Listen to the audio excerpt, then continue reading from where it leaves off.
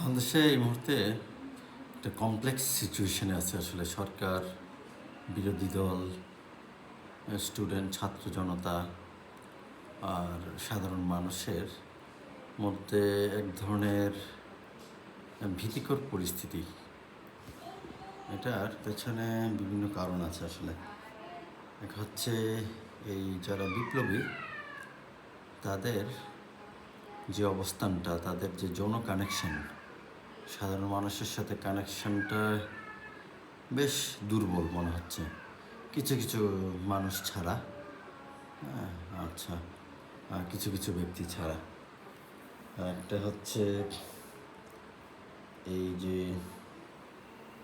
মানুষকে মানুষের এই যে মানুষ যেটা চাচ্ছে দুর্নীতিমুক্ত সমাজ, সেটার জন্য এই নতুন বিপ্লবী দল কিংবা বিপ্লবীদের একটা অ্যান্টি করাপশন ডে হিসাবে সাপ্তাহিক হোক, মানে কিংবা মান্থলি হোক, কোনো না কোনো একটা ব্যবস্থাপনায় আসা উচিত যে ঠিক আছে আমরা অমুক দিন অমুক জায়গায় থাকবো, এখানে কারা ভুক্তভোগী আসেন, আপনারা আসবেন, আমরা এখানে থেকে আপনাদেরকে এই সমস্যাগুলো সমাধান করে দেব। এটা হইতে পারে ল্যান্ড অফিস, হতে পারে এটা পুলিশ স্টেশনে হতে পারে, এটা হতে পারে যে কোনো ডিসি ডিসি ডিসি অফিসে হতে পারে। মানে একটা জনসম্পৃক্ততাতে আসতে হবে ওনাদেরকে, এবং জনগণকে আরও ইনক্লুসিভভাবে ওনাদের সাথে অ্যাটাচ করতে হবে। বিকজ এই বিপ্লবীরা কিন্তু প্রচণ্ড রকমের একটা রিস্কে আছে এই মুহূর্তে, যদিও তাদের একটা একটু ক্ষমতায়ন হয়েছে অনেকের এমপিত্ব পাওয়ার মাধ্যমে, তারপরেও খুব একটা ভালনারেবল সিচুয়েশনে তারা আছে আমি মনে করি। আচ্ছা, এই জনসম্পৃক্ততার বিভিন্ন রকমের প্রোগ্রাম আপনারা করতে পারেন এটাতে, সো দ্যাট মানুষকে আপনারা এঙ্গেজ রাখা আপনাদের সাথে, এটা একটা বিষয়। আর হচ্ছে আমাদের নতুন প্রধানমন্ত্রীকে বলবো দেশে একটা সুশৃঙ্খল পরিস্থিতি নিয়ে আনার চেষ্টা করেন। আপনি দীর্ঘদিন পর বিএনপি ক্ষমতায় আসছে, আমরা বিএনপির দীর্ঘ সাপোর্টার, হয়তো অনেক সাপোর্টাররা আসলে হয়ে গেছে, বিভক্ত হয়ে গেছে। তারপর আপনি একটু শক্ত হাতে হাল ধরতে হবে, বিকজ আপনার ওই মানুষকে আপনার হয়তো একটা কঠোর নিয়ন্ত্রণের সিস্টেমে গেলে আমার মনে হয় না যে এটা খুব হিত হবে, এটা হিতের বিপরীত হতে পারে। তো আপনার যারা মন্ত্রী প্রশাসন, ওনারা যেভাবে চাচ্ছে দেশকে কঠোর হস্তে নিয়ন্ত্রণ, সেটা আমি জানি না কতটুকু ফলপ্রসূ হবে। বাট হ্যাঁ, একটা জিনিস করা যেতে পারে, আওয়ামী লীগের যারা কনভিক্টেড, হ্যাঁ, তাদেরকে শাস্তি দিতে হবে অবশ্যই। আর যারা এই কনভিকশনের বাইরে, তাদেরকে বিএনপিতে হোক কিংবা আওয়ামী লীগে পুনর্বাসন করার কোনো একটা প্ল্যান হতে পারে, যারা মানে কী বলে দুর্নীতির সাথে কানেক্টেড না, কিংবা যারা কিলিংয়ের সাথে কানেক্টেড না, এরকম মানুষদেরকে একটা হাতে আনা যেতে পারে, মেইন স্ট্রিমে নিয়ে আসা যেতে পারে। একটা ইনক্লুসিভ পরিবেশ হলে দেশের জন্য ভালো হবে। বাট সেটা যদি সম্ভব হয়, আওয়ামী লীগের লোকজনদেরকে বিএনপিতে কানেক্ট করলে ভালো হয়। বিকজ আওয়ামী লীগ আসলে অ্যাক্টিভ থাকলে কোথাও কোনো দেশে, আমি দেখি নাই যে আমার এলাকায় আওয়ামী লীগ যখন ক্ষমতায় ছিল তখন ওই কোনো মানুষ, সাধারণ মানুষকে ভোট দিতে গেলে ওদের সামনে ভোট দিতে হবে।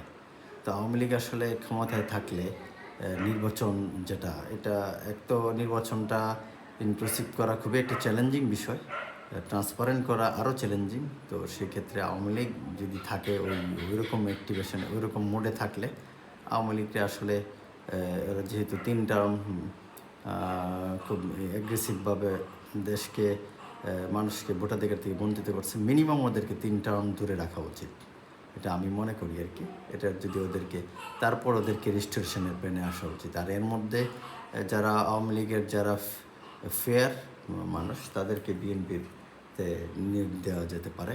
বিকজ এই দলের মানুষকে তো আর বিচ্ছিন্ন রাখা যাবে না, তাহলে একটা ইনক্লুসিভ পরিবেশ না হলে দেশের আসলে উন্নয়ন হবে না। এই মুহূর্তে খুবই দেশের উন্নয়নের দিকে জোর দেওয়া উচিত আমি মনে করি। নতুন প্রধানমন্ত্রীর কাছে আমাদের আবদার থাকবে, দেশকে আপনি একটা শক্তিশালী হাতে একটু হ্যান্ডেল করেন।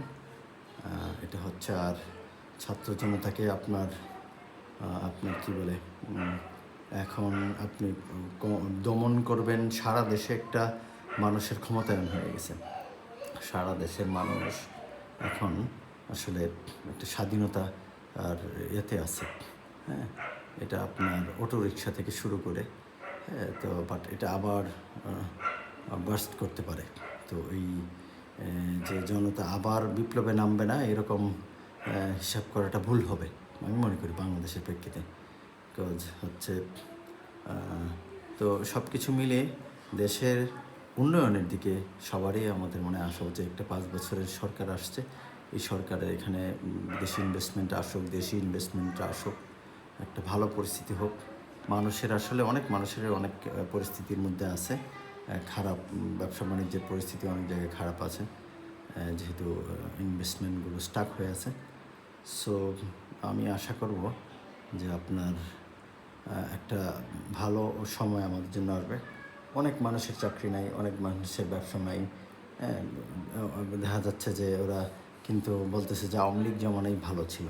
হ্যাঁ, তো ওই পরিস্থিতিটা কেউই এক্সপেক্ট করি না যে আওয়ামী লীগ একতরফাভাবে দেশ করবে, চালাবে কিংবা নিয়ন্ত্রণ নিয়ে নেবে।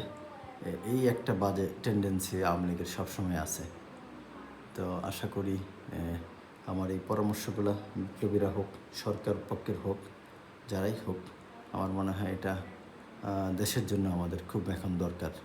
আমরা এখন সামনের দিকে চিন্তা করলে এবং আওয়ামী লীগের যারা ভালো, যাদের কি বলে ডিসিপ্লিন ভালো, যারা ফেয়ার, তাদেরকে বিএনপিতে হোক কিংবা জামাতে হোক, যে যে দলেই নিতে চায় নিয়ে এই দলের করতে হবে। এই দলের কার্যক্রমকে মিনিমাম 3 টার্মের জন্য বন্ধ রাখতে হবে। সো এটা হলো আমি ব্যক্তিগতভাবে মনে করি।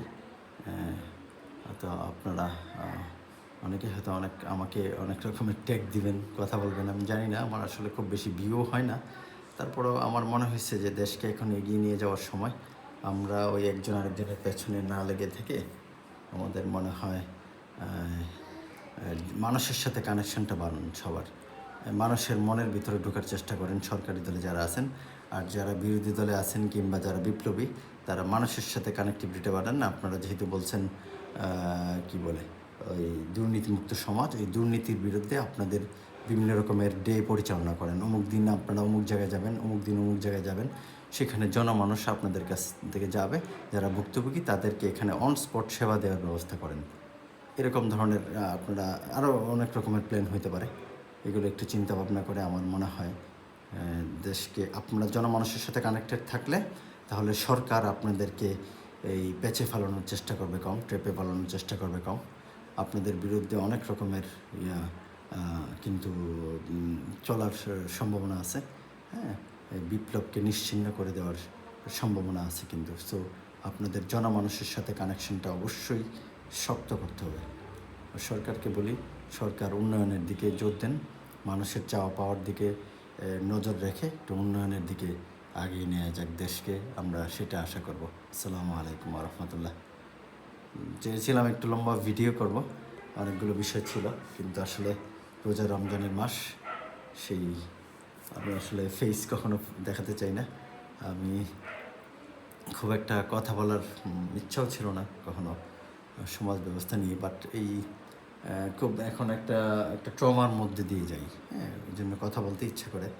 আমি আমার জীবনে কখনো কোনো একটা বিষয় নিয়ে 2 মিনিট কথা বলতে পারি নাই, বাট এখন হয়তো দেখা গেছে যে হ্যাঁ প্রায় 10 মিনিট কথা বললাম একটা এই বিষয়টা নিয়ে। তো আমি জানি না আমার কথাগুলোর মধ্যে ভালো মন্দ থাকতে পারে, বুঝ অবুঝ থাকতে পারে। আমি আসলে খুব কোনো বিজ্ঞ ব্যক্তি নই কিংবা একেবারে খুব জ্ঞানী গুণী মানুষও নই, বাট এটা আমার ছোট্ট পরিসর থেকে এই কথাগুলো বলা। আসসালামু আলাইকুম ওয়া রাহমাতুল্লাহ।